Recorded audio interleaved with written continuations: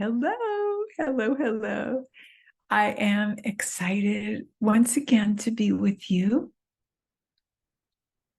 I kind of wanted to move on from the subject of belonging, but there was an overwhelming feeling that I need to say a little bit more.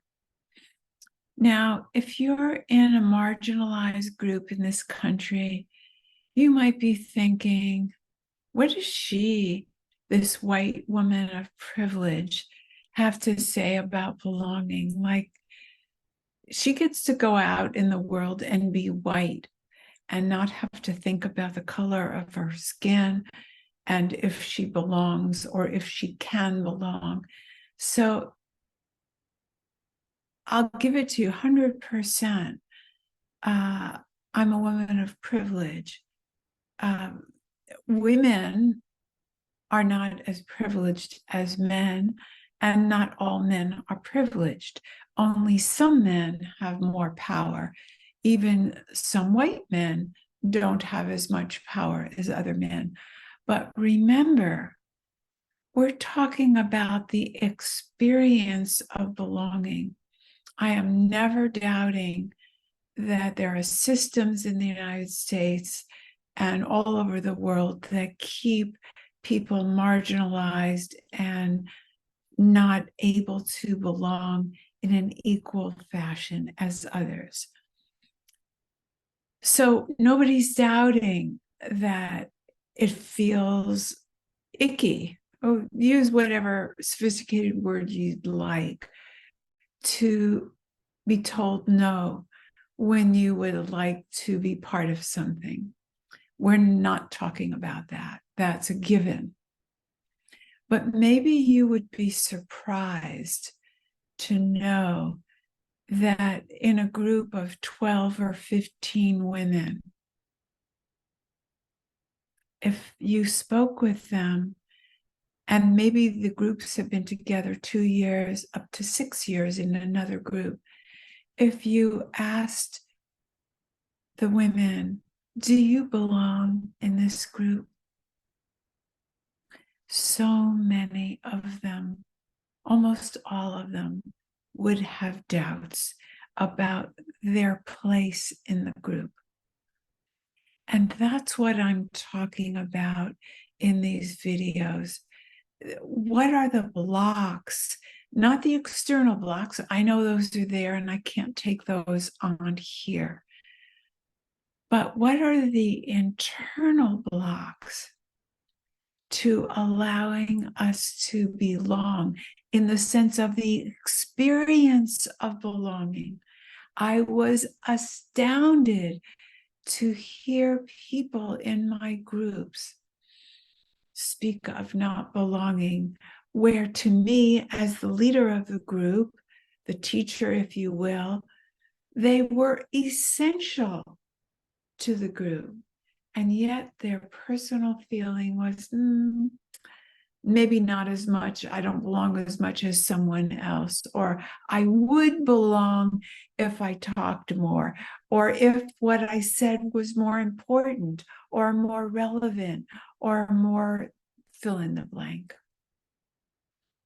So I want to say some more basic things about belonging, about the internal experience of belonging and what becomes a block. So one of the big blocks to having the experience of belonging is a certain belief. Can you guess what that belief might be? Even from what I just said about some people thinking they would belong if they said something smarter or more relevant, or if they were further along spiritually or intellectually, or more abstract thinkers like I am. What we've come up with is that it's super important if you're an abstract converser, an abstract speaker, or a concrete understander. Sometimes things I say, it isn't that they're so brilliant, it's that I think they make sense, but they're more metaphorical, and someone needs to hear it in a more concrete way. But how many of concrete thinkers or people who have diverse brains, because, for example, if someone talks to me in spatial terms, nothing happens up in here. My particular brain doesn't think that way. It's just on empty if you talk to me in spatial terms. There are other subjects where other people, their brains don't work that way, and they're not they're not less smart or more smart one way versus another. But I was asking you, what do you think the block is? Well, here's what I think. The block is when belonging is conditional on being enough, smart enough, pretty enough, more articulate, the leader, your place in the group, your ability to communicate, any criteria for belonging is going to keep us sometimes out of the experience of belonging. And here's why. We get to belong to life. We don't get to belong to every experience out in the world. We can't all be in the Senate. We can't all be president. We can't all be the CEO of something. It's just not going to happen. But when our feeling of belonging is dependent on our bank account or our looks or the way someone else treats us, the feeling of belonging is going to go up and down. Picture a tree or a flower or a plant. They get to belong to life. They don't, as far as we know, have that consciousness that makes them wonder things like, do I belong? But is that crazy to put that condition on belonging? We are part of life. Our inner world, our bodies take in oxygen, give off carbon dioxide, and we have a reciprocal relationship with life, with people. No man is an island up onto himself. We say these things, and yet we put conditions on belonging in our humanness. That's an inner experience. Now, let me say a little more in a different way, because most of you, I think, might not take that in as truth. It might sound good, but I know I would not have believed that. It would not have gotten all the way into my heart if someone had said that to me before Melissa passed on.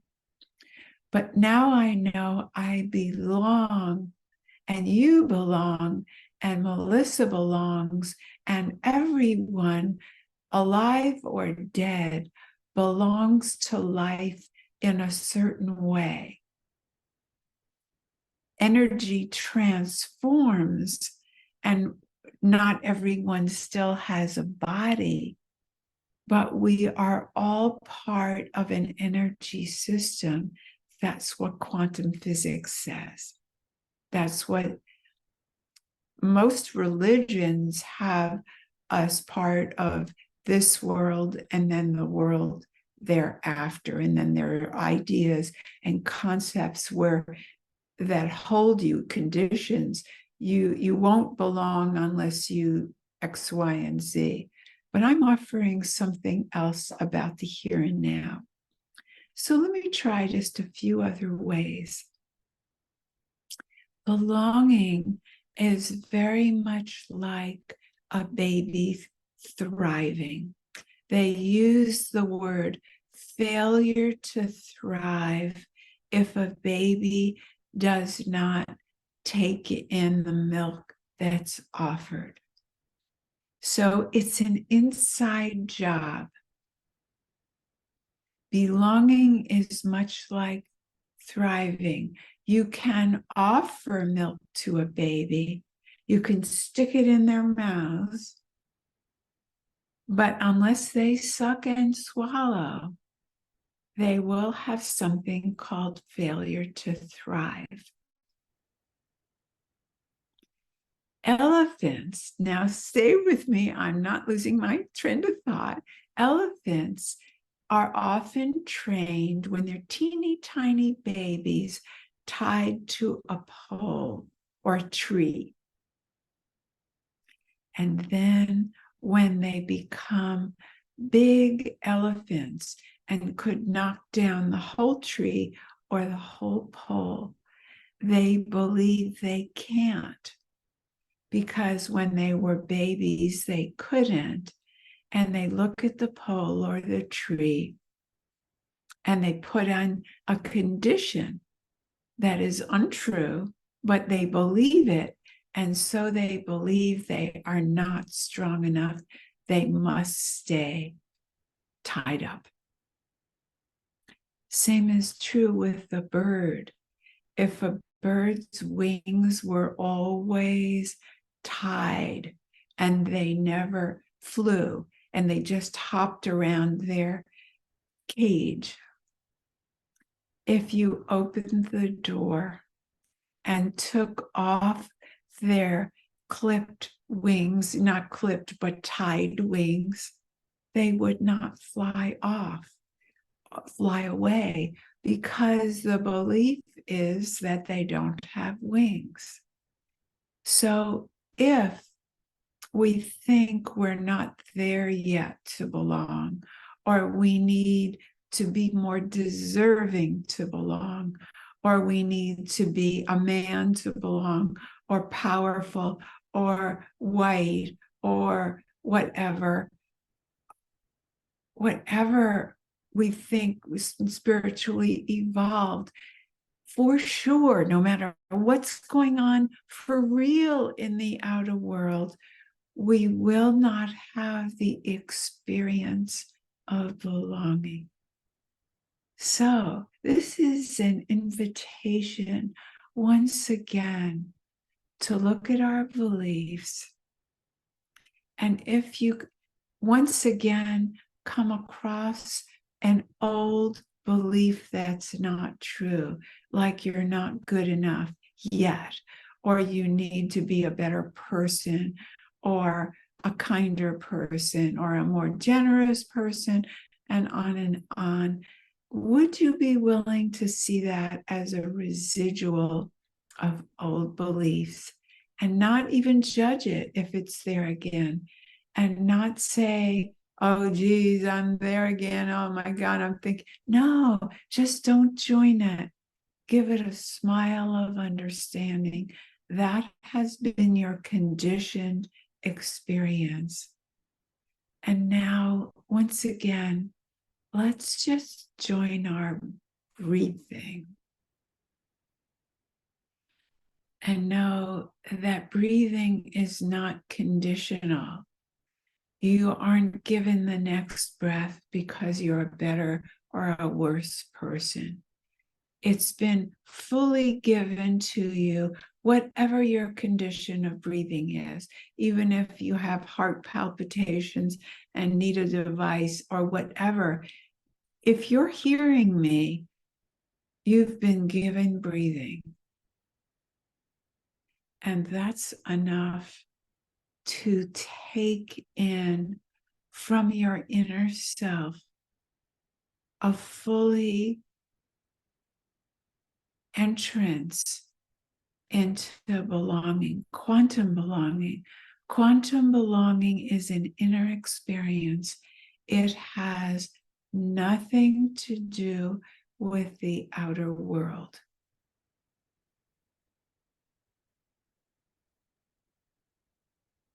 There is a man, his name is Jelly Roll, and I hardly know anything about him. He's just come into my experience. He's had a hard life. He's been in jail.